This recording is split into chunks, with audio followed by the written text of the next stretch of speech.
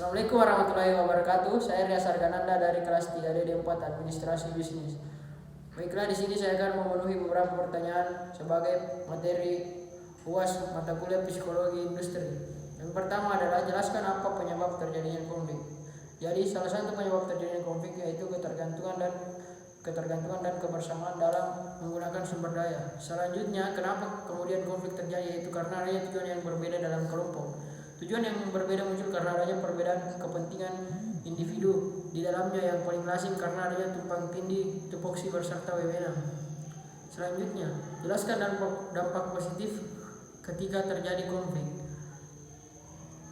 Dengan adanya konflik, solidaritas dalam perusahaan akan semakin bertumbuh. Selanjutnya, dengan adanya konflik, hal itu menciptakan kebaruan dalam organisasi. Terdapat visi dan misi yang dibangun kembali serta membangun komitmen bersama untuk membuat organisasi lebih baik ke depannya.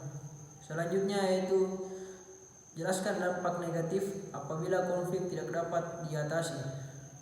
Yang pertama, tentunya dapat menghambat komunikasi dan mengganggu kerjasama teamwork dan menimbulkan ketidakpuasan antar pekerja. Dan selanjutnya itu karyawan mengalami tekanan atau stres. Selanjutnya, jelaskan dampak yang diakibatkan oleh stres kerja.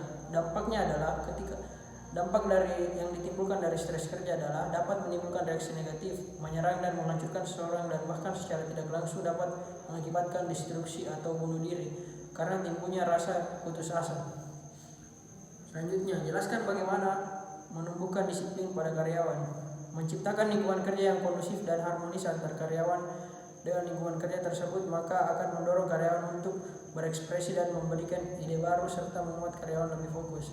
Selanjutnya, memperlakukan reward and punishment, memberikan reward atas hasil positif yang dicapai oleh karyawan dan memberikan punishment bagi karyawan yang melanggar kode etik dalam perusahaan.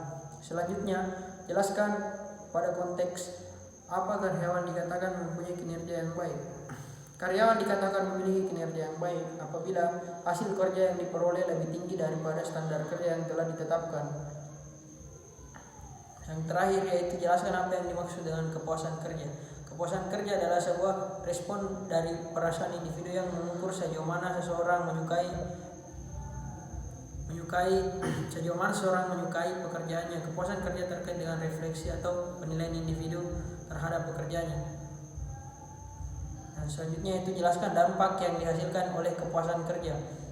Dampak dan kepuasan kerja akan menumbuhkan motivasi seseorang untuk menyenangi pekerjaan itu, sehingga pada akhirnya akan tumbuh kesadaran diri dalam karyawan untuk dapat menyelesaikan pekerjaannya dengan sebaik-baiknya. Lebih jauh lagi, dengan perasaan senang yang dimiliki dan didukung oleh kuatnya motivasi seseorang dalam bekerja, maka ini modal penting bagi terciptanya sumber daya manusia yang loyal, memiliki komitmen yang tinggi terhadap pekerjaannya serta sudah dipastikan mendukung terciptanya kinerja yang lebih baik. Terima kasih. Assalamualaikum warahmatullahi wabarakatuh.